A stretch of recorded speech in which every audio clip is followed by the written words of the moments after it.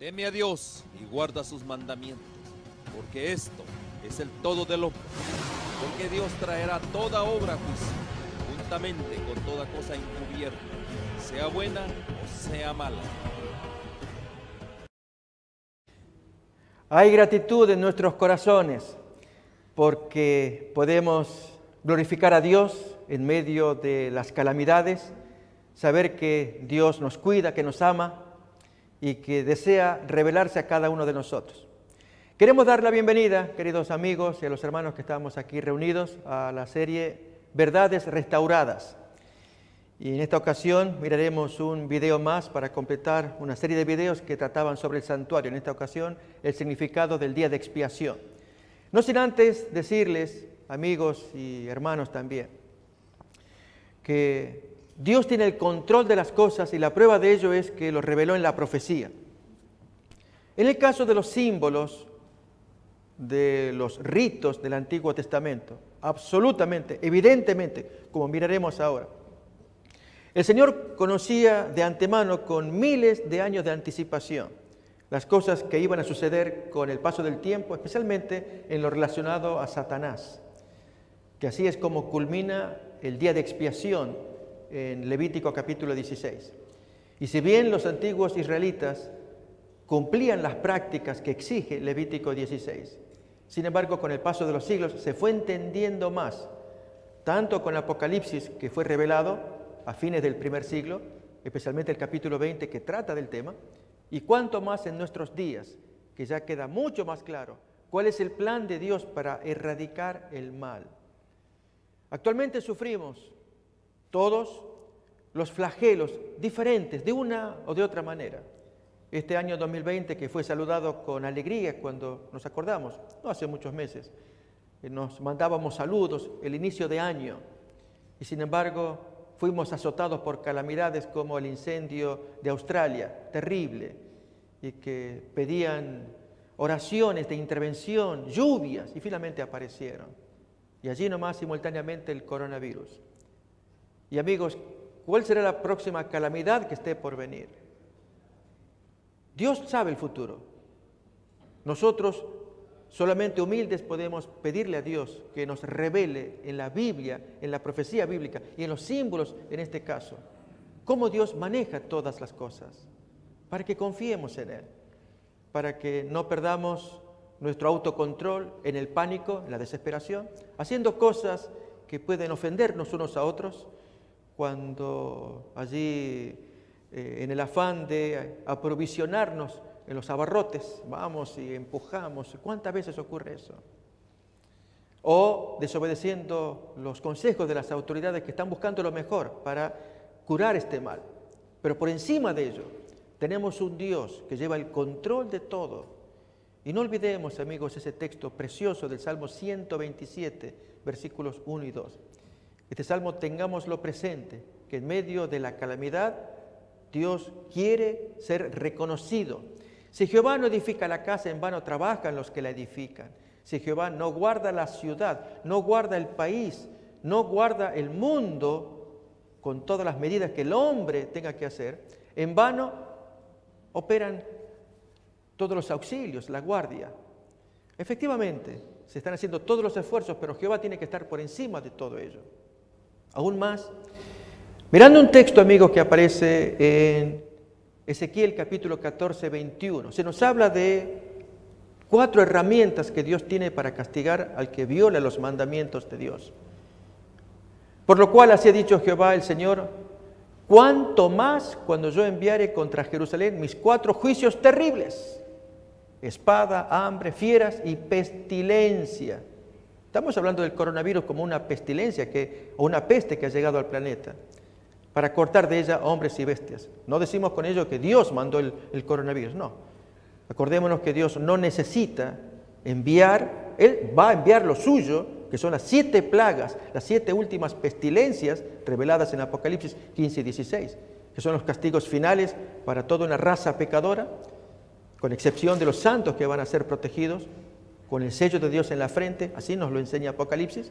Viene en el cielo otra señal, grande y admirable, 7 ángeles que tenían las 7 plagas postreras o últimas, porque en ellas se consumaba la ira de Dios. Entonces Dios va a cuidar a sus hijos de esas calamidades realmente que son de Dios. Pero estas, o creadas por el hombre, según algunos arguyen que fue elaborada en laboratorio, o creadas por errores del hombre, como es consumir alimentos que Dios prohíbe que se consuman, como es el murciélago, la serpiente, según Levítico 11, y otros animales. Sea de una u otra manera, Dios observa qué están haciendo los hombres. Y lo que todos deberíamos hacer es clamar a Dios, porque Él ama a sus hijos, los ha creado. Miren cómo lo expresa segundo libro de Crónicas, capítulo 7, versículo 14. Los ama, pero les pide que se arrepientan y obedezcan sus mandamientos para que aparezca la salud. Si se humillare mi pueblo, sobre el cual mi nombre es invocado, y oraren y buscaren mi rostro, y se convirtieren de sus malos caminos, entonces yo oiré desde los cielos y perdonaré sus pecados y sanaré su tierra. Aún sanarnos de este coronavirus tan terrible que nos ha aparecido. Pero amigos, en el afán de que Dios quiere revelarse a nosotros, lo hizo con los símbolos del Antiguo Testamento, que van desarrollándose delante de nosotros, para que a la luz de Apocalipsis en particular, texto que vamos a ir mirando, veamos que Dios no perdió el control. Él sabe lo que hace, Él pide que el hombre se le sume en una cruzada contra el mal, contra la rebelión, contra la transgresión, contra el pecado, contra Satanás. Que entonces al sumarse, se suma en la obediencia, y entonces sí, es destruido Satanás con todos aquellos que se le han asociado, primeramente los demonios y lamentablemente la gente que también insisten en la rebelión contra la ley de Dios. De eso trata el tema que hoy vamos a mirar. Veamos pues entonces el significado del día de expiación. Día de expiación le llama Levítico 16 a un día en todo el año del calendario judío, en el que Dios zanjaba el problema de la rebelión, de la desobediencia, por un año.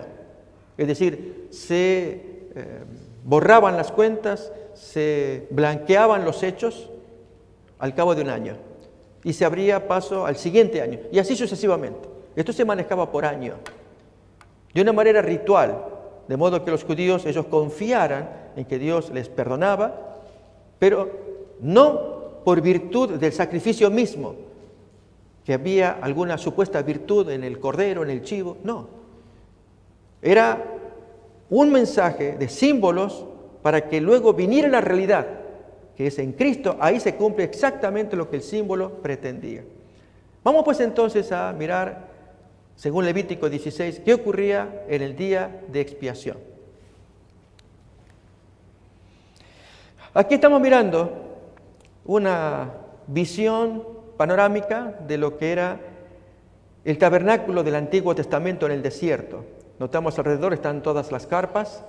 Así habitaban los israelitas durante los 40 años de peregrinaje, desde que salieron de la tierra de Egipto, de la cautividad.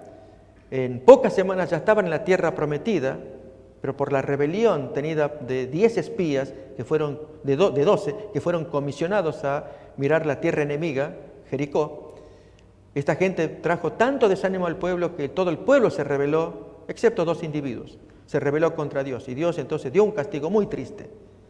Por los 40 días de recorrido de los espías, transitarían 40 años de castigo. Y así fue. Anduvieron 40 años en el desierto, toda la población.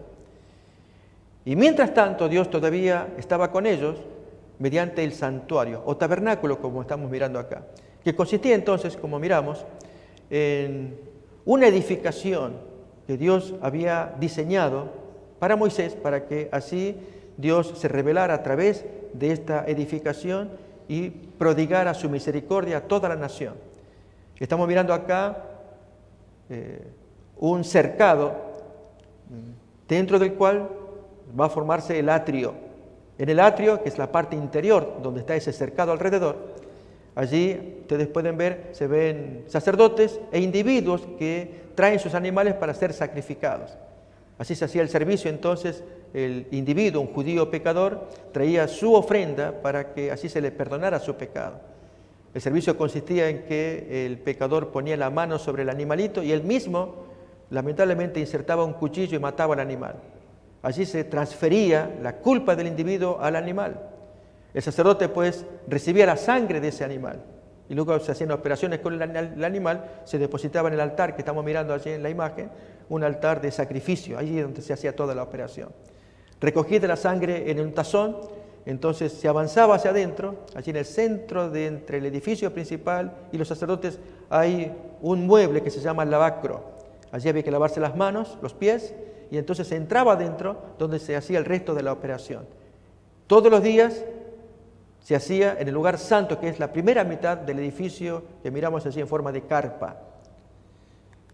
Acá tenemos mejor detallado el edificio.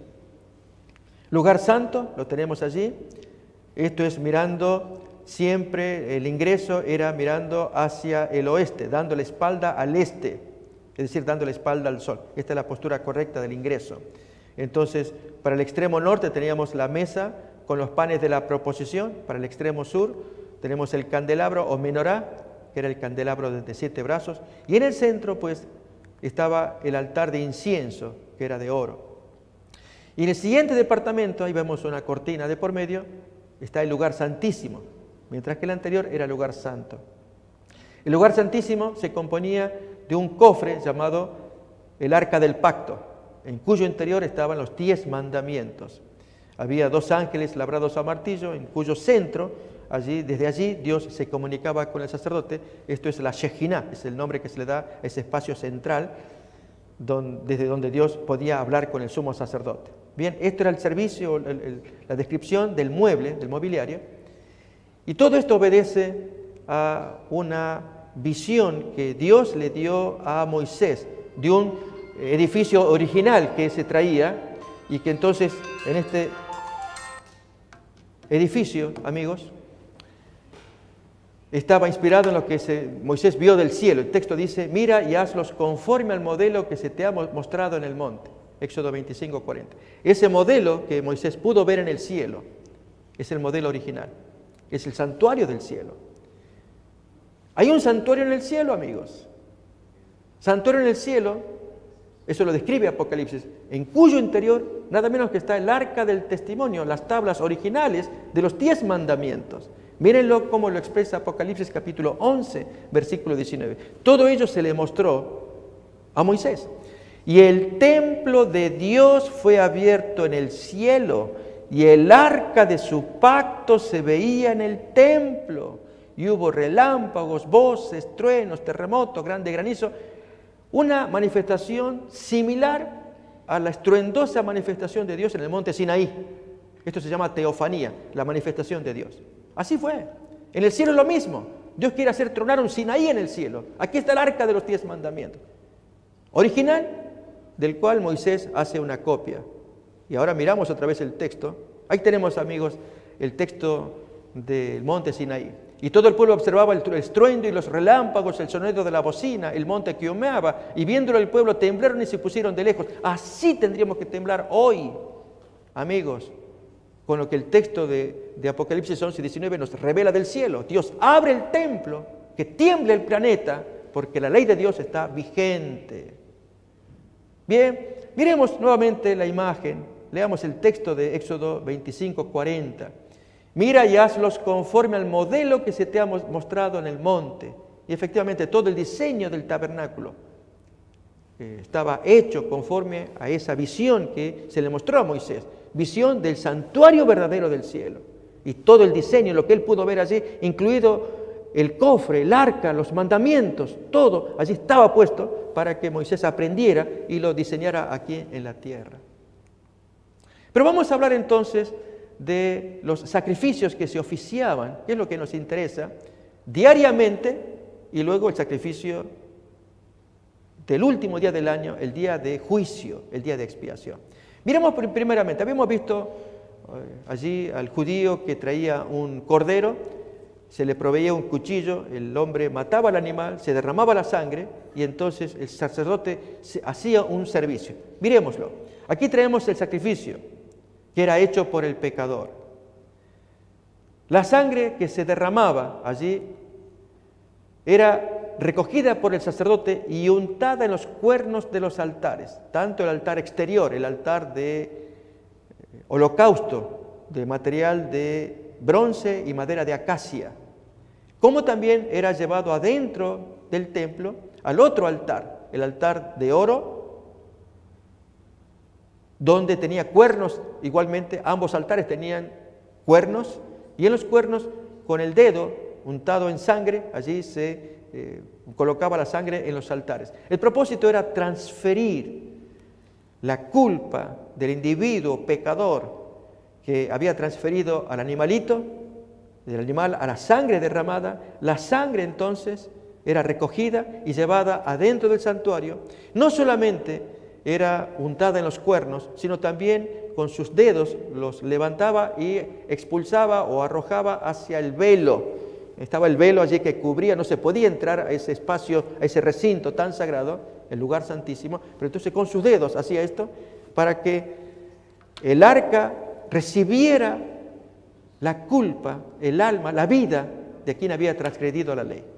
El alma reclamaba, la ley reclamaba que quien violara la ley lo pagara, y entonces allí va la sangre, la persona muerta, ahí va. Es terrible.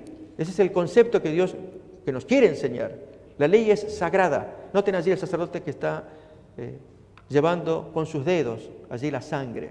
Bien, miramos todavía más la imagen acá. Con esta sangre derramada, tanto en los cuernos de los altares como también expulsada hacia el velo, siempre en el lugar santo, no entraba al Santísimo todavía, se lograba lo siguiente: se purificaba al pecador, él quedaba libre de la culpa porque el pecado se transfería al santuario, pero se contaminaba al santuario. Así que esto ocurría durante 364 días del año. Así que siempre esa doble operación: se contaminaba al santuario, se transfería el pecado del individuo a los cuernos de los altares. Mírenlo cómo lo expresa Jeremías 17:1. Leemos ese texto también. El pecado de Judá escrito está con cincel de hierro y con punta de diamante. Esculpido está en la tabla de su corazón y en los cuernos de sus altares. Así revelando la transferencia de esa culpa, de ese pecado al santuario.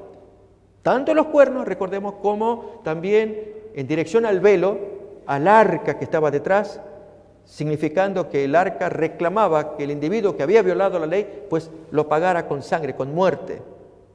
Amigos, no es extraño, ya Dios lo había dicho a Adán y Eva. De todos los árboles del huerto tú puedes comer, pero de este árbol no, porque el día que comas, tú morirás. No que tendrías resfrío o neumonía, tú morirás. Esto es la ley, esta es la orden que Dios dio.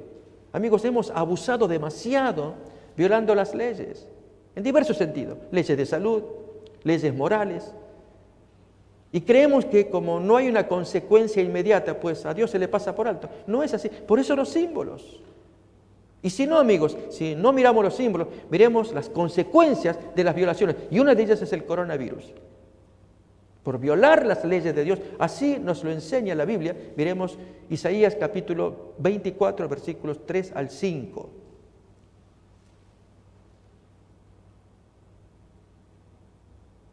Dice: la tierra será enteramente vaciada y completamente saqueada, porque Jehová ha pronunciado esta palabra. Se destruyó, cayó la tierra, enfermó, cayó el mundo, enfermaron los altos pueblos de la tierra, y la tierra se contaminó bajo sus moradores, porque traspasaron las leyes, falsearon el derecho, quebrantaron el pacto sempiterno.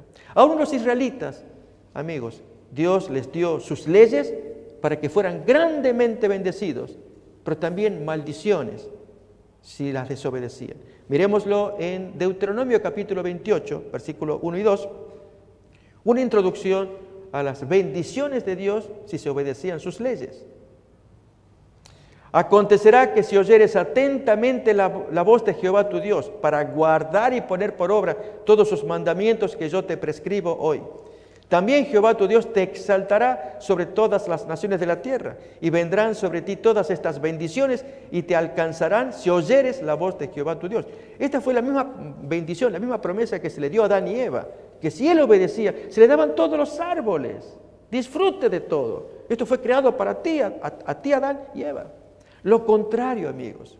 Leamos el mismo capítulo 28, versículo 15, versículo 16 y también el 27.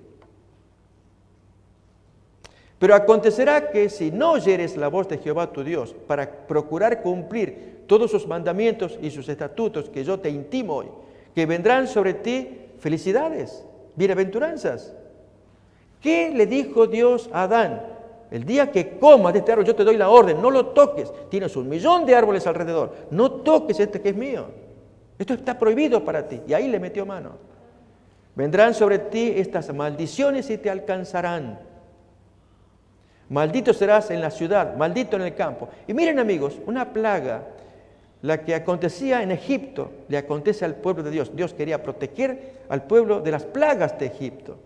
Jehová te herirá con úlcera de Egipto, con tumores, con sarna, con comezón, de la que no puedes ser curado. ¿Cuándo? Dios dice lo contrario en Éxodo 15, 26. Si tú me oyes y me obedeces, las plagas que di a esa gente, a ti no te va a llegar porque yo te voy a curar. Si oyeres atentamente la voz de Jehová tu Dios e hicieres lo recto delante de sus ojos y dieres oído a sus mandamientos y guardares todos sus estatutos, ninguna enfermedad de las que envié a los egipcios te enviaré a ti, porque yo soy Jehová, tu sanador. Son opuestos los textos. Tú me desobedeces, las plagas que di a esa gente te las voy a dar a ti y yo no te voy a curar. Pero tú me obedeces, a esa gente le cayó la desgracia, a ti no, porque yo te voy a curar. Es muy simple, causa y efecto. Pero amigos, no queremos entender. Nos gusta el pecado, por nuestra naturaleza pecaminosa. Entonces, paguemos las consecuencias. De allí la exhortación que da el Señor. Yo los voy a sanar si se humillan y se postran. Y para esto nos enseña este caso del santuario, cómo poder erradicar el pecado, confesándolo. Así lo hacían los judíos. Al confesarlo, al sacarse la peste de encima, caía sobre el animal, símbolo de Cristo. No había virtud en el animal. Los judíos con el tiempo creyeron que con la abundancia de sacrificios, hay un texto así en el Antiguo Testamento, que con la abundancia de arroyos, de sacrificios, allí se paga la deuda con Dios. No, sino que era símbolo del gran Cordero de Dios que quita el pecado del mundo. Al venir Jesús, allí estaba el cumplimiento de todos los corderos, de todos los chivos, de todos los becerros que los judíos tenían que practicar por siglos para aprender ellos, en forma cruenta, violenta, matando animales, que el pecado se paga con sangre, muriendo o el culpable o el sustituto del culpable. Y Dios, queriendo salvar al originador, que es el hombre, más bien pone a un sustituto, que es el corderito, símbolo del gran cordero, que Él es el que nos iba a reemplazar. Bien, amigos, vemos acá entonces, esta imagen que miramos la última, cómo con los sacrificios queda purificado el pecador, pero el santuario quedaba contaminado porque se había hecho una transferencia del pecado hacia el santuario. Un camino para la purificación que incluye contaminación. Por un lado, el pecador transfería su culpa al animal. El animal debía morir. La sangre, pues, era administrada por el sacerdote, quien la transfería al santuario, a los cuernos de los altares, como también allí con sus dedos hacia el velo, detrás del cual estaban los 10 mandamientos. En consecuencia, para el pecador y el santuario, el pecador quedaba purificado, el santuario pues quedaba contaminado. En el día de expiación, ahora las cosas se van a invertir. Este es el servicio del cual queremos hablar ahora. Ese servicio anual que ocurría en el 7º mes del calendario judío, el mes de Tishri, el 10º día, un solo día al año. Era un día solemne. Allí todo el mundo tenía que estar preparado porque ahora el sumo sacerdote se enfrentaba con Dios. Entraba al lugar santísimo, so pena de caer muerto si entraba mal preparado. El servicio requería que él mismo hiciera una limpieza personal por él y su familia, trayendo un becerro. Esto nos lo va a contar Levítico 16. Tenía que hacer un sacrificio previo para estar en paz con Dios, para limpiarse sus propios pecados como ser humano, y así quedar ya preparado para hacer el resto de la operación con 2 chivos, que se traía. Un servicio solemne por el cual ahora había que sacar toda la inmundicia que se había reunido en el santuario, los pecados transmitidos allí, ahora sacarlos y sacarlos afuera. Miremos pues. El texto nos dice: en el mes séptimo, a los 10 días del mes, afligiréis vuestras almas y ninguna obra haréis, ni el natural ni el extranjero que mora entre vosotros. Porque en este día se hará expiación por vosotros. La palabra expiación significa cobertura. Expiar es cubrir. Entonces se les va a cubrir, a tapar. A expiar es que delante de Dios quede satisfecho, cubriendo. Se hará expiación por vosotros y seréis limpios de todos vuestros pecados delante de Jehová. Y hará la expiación por el santuario santo, por el tabernáculo de reunión, también hará expiación por el altar, por los sacerdotes y por todo el pueblo de la congregación. Todo tiene que quedar limpio. Levítico capítulo 16. ¿Qué se hacía en aquella ocasión? Se traían 2 machos cabríos, es decir, efectuada ya la expiación por el sacerdote, la reconciliación, que el hombre esté en paz. Ahora él se enfrenta con el siguiente proceso, que era poner en paz a todo el pueblo delante de Dios. Que Dios quede en paz con esa gente, con el servicio que el sacerdote tenía que hacer. En este caso el sumo sacerdote. Él es el que hacía este único servicio en el año. Después tomará los 2 machos cabríos y los presentará ante el Eterno a la entrada de la tienda de reunión. Y Aarón echará suertes sobre los 2 machos cabríos. Uno será para el Eterno, el otro para Azazel. Azazel significa partida. Y el chivo para Azazel es el chivo de la partida, para que se vaya. Tomará el macho cabrío que tocó en suerte. Se echaban suertes, no había virtud ni en uno ni en otro. Era elegir nomás con suerte, es decir, había que practicar a ver cuál va a ser para el Señor. Y ese que cayó para el Señor, para el Eterno, se lo ofrecerá en sacrificio, en expiación. Había que sacrificar ese animal, al otro no. Pero el macho cabrío que tocó en suerte para Azazel, lo presentará vivo ante el Eterno para efectuar la reconciliación sobre él y enviarlo al desierto a Azazel. Levítico capítulo 16. Bien, vamos a ver entonces esta operación. Tenemos primeramente el chivo expiatorio. Este representa a Jesús. Era elegido para Jehová y a la vez también sacrificado. El siguiente era el chivo emisario, el chivo de la partida que había que expulsarlo. Este representa a Satanás. Era elegido para Azazel y era expulsado vivo, no sacrificado. Hay quienes han negado esta forma de ver las cosas, que luego reaparece tan claramente en Apocalipsis 20. Ya vamos a llegar a esos textos.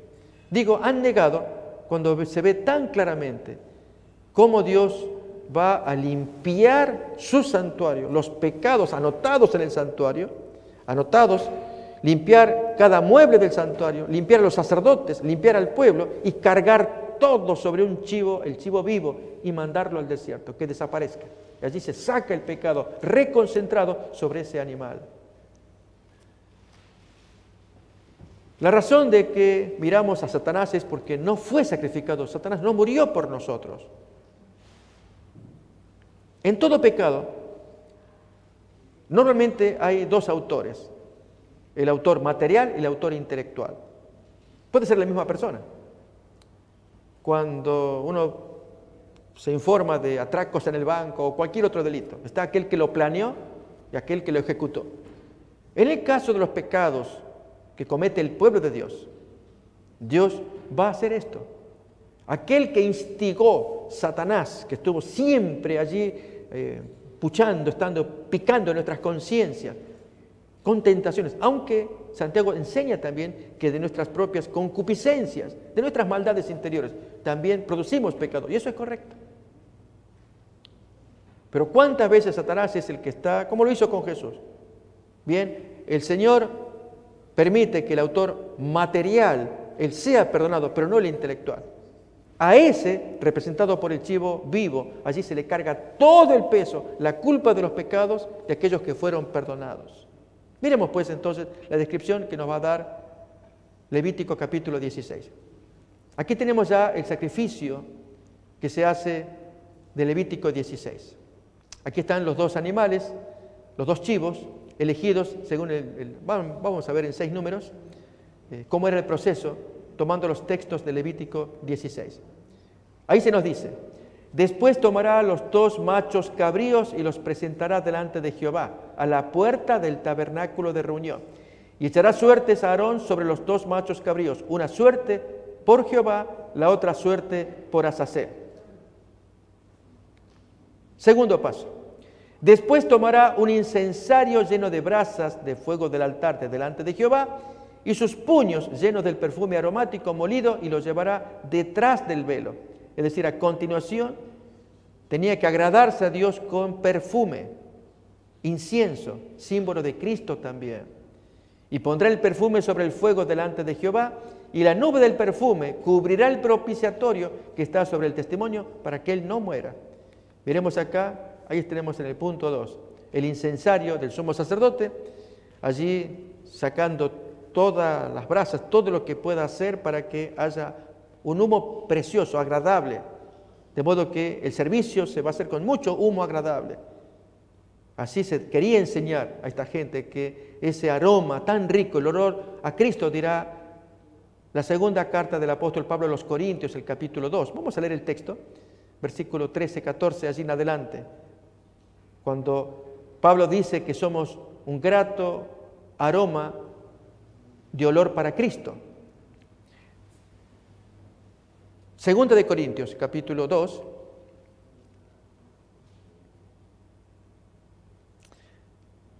Leemos allí, casi en el centro, versículo 14. Mas a Dios gracias, el cual nos lleva siempre en triunfo en Cristo Jesús, y por medio de nosotros manifiesta en todo lugar el olor de su conocimiento. Versículo 15. Porque para Dios somos grato olor de Cristo. Ahí está, el aroma de Cristo, en los que se salvan y en los que se pierden. A estos ciertamente olor de muerte para muerte, y a los otros olor de vida para vida. Y para estas cosas, ¿quién es suficiente? Usando un ejemplo moderno para entender esto del olor, el olor de Cristo. El mismo ramo de rosas que exhala olor, evoca, recuerda diferentes momentos. Así como un ramo de rosas nos lleva en el recuerdo al cementerio o a un velatorio, porque allí alguien falleció y se trajo mucho perfume, muchas flores, nos trae un recuerdo. El mismo ramo, en otro evento, como es un casamiento o el nacimiento de niños, y allí se traen los regalos, la misma ramo de rosas trae un olor y nos recuerda momentos felices, momentos tristes. Así también somos, como creyentes, un olor de Cristo. Para los que se pierden, olor de muerte, porque en la forma como se predica, se habla, el individuo siente la muerte que está detrás de él, a menos que se arrepientan. Para otros, los que quieren creer en Jesús, olor de vida, porque oyen el mensaje para su propia salvación. Bien, a esto representa el incienso que mirábamos en la imagen, en el punto número 2. Ahora el punto número 3. Después degollará el macho cabrío en expiación por el pecado del pueblo. Se mata uno de los chivos. Ese chivo es símbolo de Cristo. ¿Qué ocurre a continuación? Y llevará la sangre detrás del velo adentro, y hará de la sangre como hizo con la sangre del becerro, el primer sacrificio en favor del sacerdote. Había que él empezar limpiándose él y su familia. Y la esparcirá sobre el propiciatorio y delante del propiciatorio. Así purificará el santuario. Notemos, amigos, que aquí se nos está diciendo, vemos mejor, que la sangre que recogió del chivo comienza ahora a esparcirla en el propiciatorio para limpiar el propiciatorio. Mientras que antes contaminaba, ahora con esto, en el día de expiación, se limpia, es decir, se saca el pecado que estaba en el santuario y ahora, noten el punto 5, se dirige el sacerdote allí al chivo vivo, al de Azazel. Cuando hubiera acabado de expiar el santuario y el tabernáculo de reunión y el altar, hará traer el macho cabrío vivo y pondrá a Aarón sus 2 manos sobre la cabeza del macho cabrío vivo y confesará sobre él todas las iniquidades de los hijos de Israel de todo un año, todas sus rebeliones y todos sus pecados, poniéndolos así sobre la cabeza del macho cabrío. ¿Qué ocurre ahora? Ahí tenemos el momento de la confesión. Era un servicio ritual. Y lo enviará al desierto por mano de un hombre destinado para esto. Y aquel macho cabrío llevará sobre sí todas las iniquidades de ellos a tierra inhabitada y dejará ir el macho cabrío por el desierto. Ahí se pierde el animal. No se lo sacrifica. Ahora, esto aparece en Apocalipsis. Esto es lo precioso. Es el plan de Dios para erradicar el mal, sanar al mundo, con solamente apreciar las lecciones que van a aparecer en Apocalipsis. Pero antes, miremos esto. Miremos un resumen del servicio. El macho cabrío expiatorio, que era el primero, el que era muerto, que representaba a Jesús. Él representa a Jesús tomado por el sumo sacerdote. Se sacrifica el macho cabrío y se lleva su sangre al lugar santísimo ahora. Ya no solamente el santo, ahora entra directo al lugar santísimo. Y de allí comienza a hacer la limpieza desde el lugar santísimo, luego va al santo, después a los altares. Carga consigo sangre que traía del chivo sacrificado y con ello entonces purifica el santuario, pero ahora contamina algo. Contamina al sumo sacerdote. Él ya es como que cargó todo, ahora lo carga consigo. Se limpió el santuario y ahora lo tiene consigo. ¿Qué ocurre ahora? Miren esta descripción. El sumo sacerdote, cargando la sangre del macho cabrío, entraba al lugar santísimo y la asperjaba sobre el arca para purificar el santuario y salía llevando todos los pecados sobre sí. Así que la expiación significaba purificación, pero también significaba restauración, vindicación, porque el honor de Dios, el de su ley, era restaurada. El hombre tenía que reconocer que se había violado la ley de Dios, que la ley era justa, que había que cumplir los mandamientos. El hombre reconocía su pecado, se humillaba ante Dios. Había faltado cualquiera de los 10 mandamientos. Bien, y ahora viene el siguiente proceso, el chivo vivo. El sumo sacerdote sale del lugar santísimo cargando todos los pecados del año. Se enfrenta al macho cabrío vivo. Pone sus manos sobre el chivo vivo, le llamamos emisario, contra el otro que es el expiatorio, y transfiere los pecados todos sobre él. El macho cabrío vivo no era sacrificado, sino expulsado al desierto. ¿Qué ocurría con esto? Representa a Satanás cargando los pecados de todos los redimidos. Con ello se purifica el pueblo. También se destruye el pecado, porque el chivo era enviado al desierto. ¿Qué dirá Apocalipsis al respecto? Ya vamos a mirar. Miren acá la muerte y la resurrección de Jesús. ¿Qué se logra con ello? Con la muerte de Jesús se cumple el propósito de los ritos y símbolos judíos, la expiación del pecador, con la muerte. Pero con su resurrección se completa ese propósito, que es erradicar el mal. Esto es la purificación del santuario, el sumo sacerdote transfiriendo la culpa, la expulsión del chivo de Azazel. Todo ello con la resurrección. Ahora sí, Jesús se levanta victorioso para destruir a Satanás, como cuenta Hebreos capítulo 2, versículo 14, texto que leemos a continuación.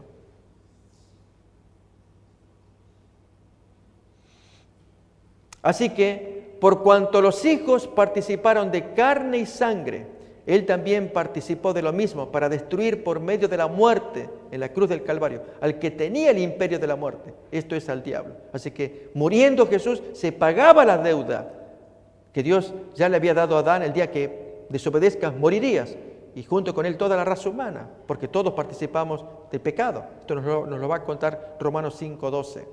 Pero al resucitar Jesús tiene todo el poder para destruir a Satanás y el pecado. Miremos acá.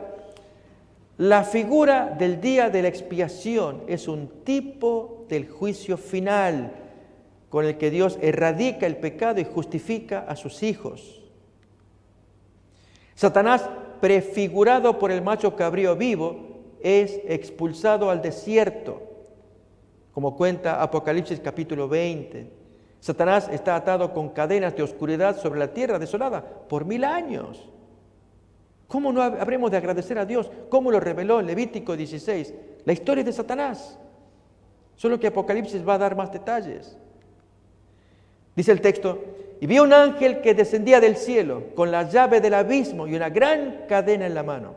Y prendió al dragón, la serpiente antigua que es el diablo y Satanás, y lo ató por 1000 años y lo arrojó al desierto. Nos acordamos del chivo emisario.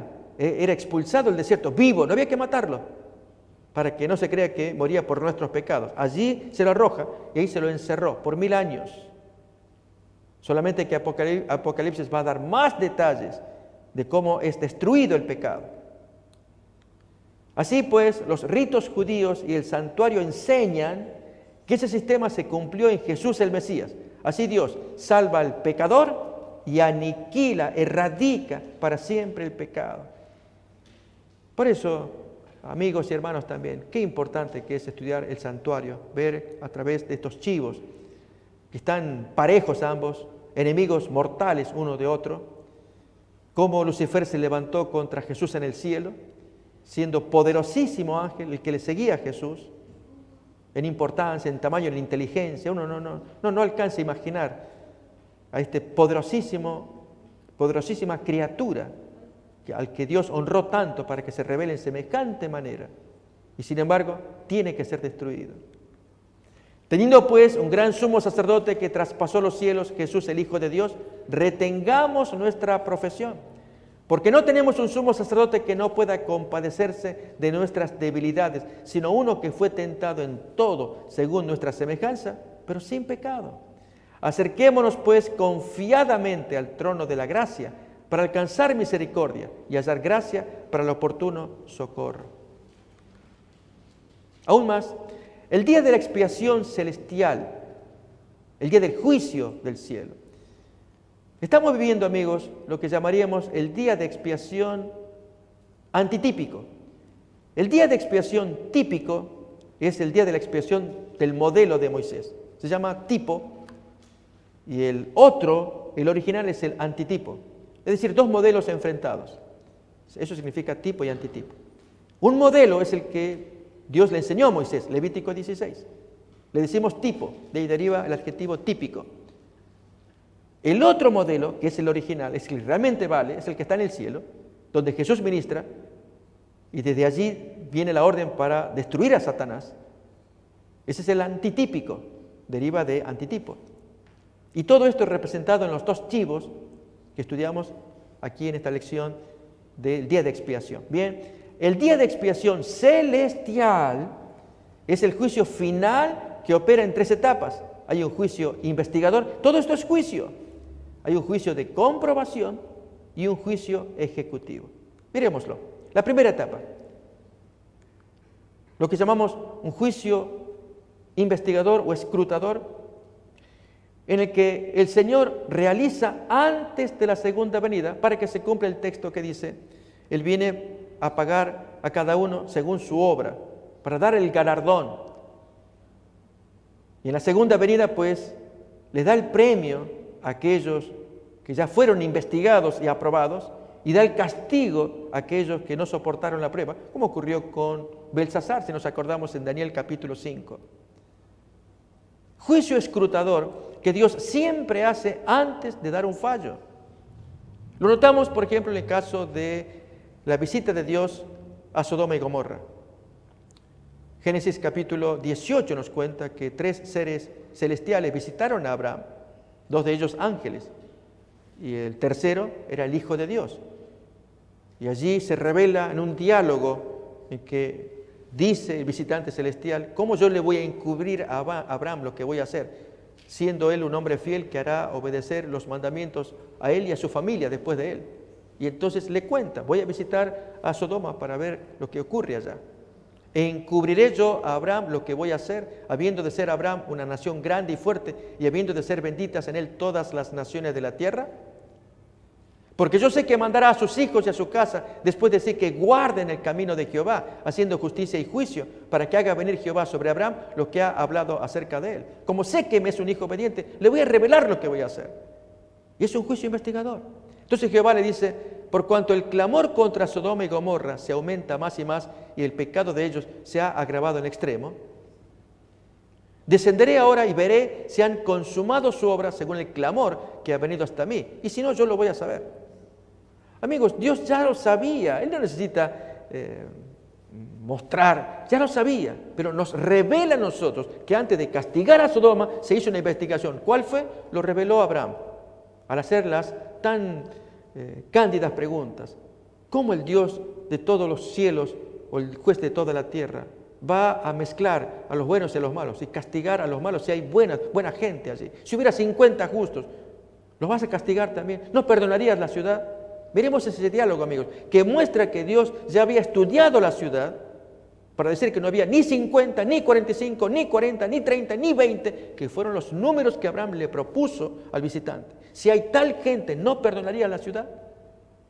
Y finalmente, allí el visitante tuvo que decir, no hay nada de eso, por lo tanto merece ser destruido. Bien, miremos el diálogo, amigos. Esto muestra que Dios hace una inspección antes de dar el fallo final. Eso se llama juicio investigador. Miremos el texto. El diálogo que hay allí entre Dios y Abraham, un poco después, allí nomás en Génesis capítulo 18. ¿Destruirás también al justo con el impío? Quizá haya 50 justos dentro de la ciudad. Destruirás también y no perdonarás al lugar por amor a los 50 justos que estén dentro de él. Lejos de ti hacer el tal, que hagas morir al justo con el impío y que sea el justo tratado como el impío. Nunca tal hagas. El juez de toda la tierra no ha de hacer lo que es justo. Argumentos que da Abraham para pedirle a Dios que se calme, que no haga eso si hay justos ahí. Abraham aboga por los justos. Tiene que haber 50 allí. ¿Qué responde el Señor? Si hallare en Sodoma 50 justos dentro de la ciudad, perdonaré a todo este lugar por amor a ellos. Abraham replicó, he aquí que ahora he comenzado a hablar a mi Señor, aunque soy polvo y ceniza. Quizá faltarán de 50 justos 5. ¿Destruirás por aquellos 5 toda la ciudad? No la destruiré si hallare allí 45. Volvió a hablarle, quizás se hallarán allí 40. No lo haré por amor a los 40. Y así, amigos, va regateando hasta que llega a 10. No había 10 justos. Por lo tanto, había que destruir la ciudad. ¿Notamos? Esto se llama juicio investigador. Así como ese, un sinnúmero de ejemplos en la Biblia, que antes de dar un fallo, Dios revela que Él es justo, haciendo una revelación de la investigación que se hizo. Esto es lo que ocurre ahora, que antes de la venida de Jesús, Dios está realizando una inspección para ver quiénes son los dignos que hereden en la segunda venida el premio. Jesús viene con un galardón para darles en la segunda venida. Darles allí el premio a los muertos, darles la resurrección y llevárselos al cielo. El resto de gente son destruidos. Miremos textos que nos van a ayudar. El pueblo de Dios, comenzando por los justos muertos, está siendo juzgado desde 1844, de acuerdo a la profecía de los 2310 años de Daniel 8:14, tema fascinante e importante de estudiar, que no será el momento para repasarlo ahora, pero por lo menos sepamos que ya comenzó en algún momento del tiempo. Porque es tiempo de que el juicio empiece por la casa de Dios. Y si primero comienza por nosotros, ¿cuál será el fin de aquellos que no obedecen el Evangelio de Dios? Primera de Pedro, capítulo 4, versículo 17. Jesús intercede solo por su pueblo, por aquellos que le piden que ser su abogado. ¿Cómo lo va a hacer por los pecadores si ellos no quieren saber nada de Dios? Son rebeldes, violan su ley. Abogado tenemos delante del Padre, a Jesucristo el justo. Y es allí que tenemos que aprovecharnos de los servicios de este abogado que gratuitamente, con amor, aboga en nuestro favor. Actualmente es nuestro sacerdote y abogado, pero eventualmente será nuestro juez, como dice Hechos 10:42. Y nos mandó que predicásemos al pueblo y testificásemos que Él, Jesús, es el que Dios ha puesto por juez de vivos y muertos. Primera de Juan 4:17.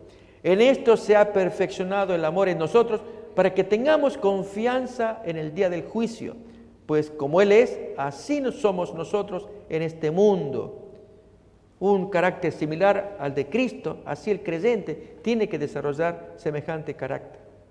¿Cuál será la sentencia final del abogado que es juez también. Lo dice Apocalipsis 22:11. El que es injusto, haga injusticia todavía, su caso está terminado. El que es santo, santifíquese todavía. Esta sentencia, amigos y hermanos, en Apocalipsis 22:11, está en un futuro cercano. Será la última palabra de Dios. Nunca la podremos saber, no habrá forma de que sea revelada en alguna parte, pero el texto nos enseña que en algún momento Dios va a dar su veredicto. El que le guste el pecado siga embarrándose, ya no hay solución. Y el santo siga santificándose todavía. Cuando esta sentencia se produzca, ya no hay vuelta, no hay retroceso. Lo que hemos sembrado, eso vamos a cosechar. Esto es, los justos vivos serán aprobados. ¿Qué ocurre con los pecadores? A ver, ¿qué nos enseña lo del macho cabrío vivo? Sean borrados del libro de los vivientes y no sean contados con los justos. Reza Salmo 69, versículo 28.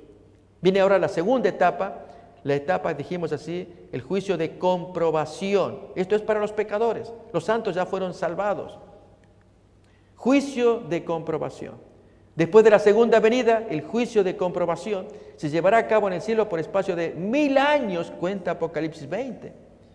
Los registros celestiales revelan la justicia de Dios. Allí se anotaron los pecados de los hombres, pecados que no fueron limpiados, no fueron borrados. Como dice el texto bíblico, ¿o no sabéis que los santos han de juzgar al mundo? ¿No sabéis que hemos de juzgar a los ángeles, es decir, a los demonios? 1 Corintios, capítulo 6. Y luego de ese juicio de 1000 años viene la tercera etapa, que es el castigo final, cuando baja la santa ciudad del cielo, lo que llamamos el juicio ejecutivo, para darle algún nombre que los identifique, los diferencie uno de otro. En verdad son 3 etapas. Si se quiere dar otro nombre, el nombre no importa, es tratar de identificar cuál es. La primera etapa tiene que ver con los santos, los buenos, los que son aprobados antes de la segunda venida. La segunda etapa tiene que ver con los malos, que hay que estudiar a toda esa gente durante 1000 años. La tercera etapa es el castigo final. Al tiempo del descenso de la santa ciudad, después de los 1000 años, se ejecutará el castigo de los malos.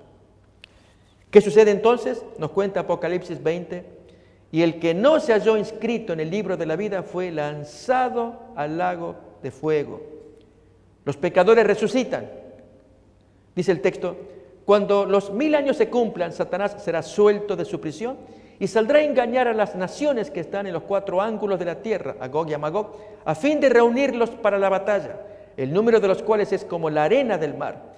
Y subieron sobre la anchura de la tierra y rodearon el campamento de los santos y la ciudad amada.